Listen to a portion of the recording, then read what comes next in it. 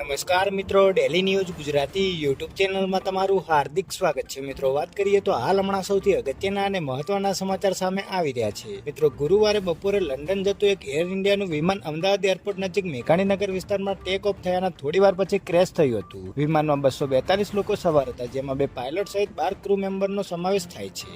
આ અકસ્માતમાં 290 લોકોના મોત થયા હોવાની સંભાવના વ્યક્ત કરાઈ છે, જેમાં મેડિકલ હોસ્ટેલના 50 ઇન્ટર્ન ડોક્ટરોનો પણ સમાવેશ થાય છે. ત્યારે આ ઘટનાને લઈને ટાટા ગ્રુપે જાહેરાત કરી છે કે અકસ્માતમાં જીવ ગુમાવનાર દરેક વ્યક્તિના પરિવારને 1 કરોડ રૂપિયાની આર્થિક સહાય આપવામાં આવશે. તમને જણાવી દઈએ કે એર ઇન્ડિયા ટાટા ગ્રુપની માલિકીની છે. ટાટા સન્સના ચેરમેન એન ચંદ્રશેખરે કહ્યું છે કે આ મુશ્કેલ સમયમાં શબ્દો ખૂટી પડે છે. અમે મૃતકોના પરિવારજનો પ્રત્યે ઊંડી શોકની લાગણી વ્યક્ત કરીએ છીએ. ટાટા ગ્રુપે જાહેરાત કરી છે કે અકસ્માતમાં જીવ ગુમાવનાર દરેક વ્યક્તિના પરિવારને 1 કરોડ રૂપિયાની આર્થિક સહાય આપવામાં આવશે. ટાટા ગ્રુપ ઇજાગ્રસ્ત મુસાફરોની સારવારનો સંપૂર્ણ ખર્ચ પણ ઉઠાવશે અને તેમને દરેક જરૂરી તબીબી સુવિધા પૂરી પાડશે. ટાટા ગ્રુપ અમદાવાદમાં બીજે મેડિકલ કોલેજના હોસ્ટેલના પુનઃનિર્માણ માટે પણ મદદ કરશે.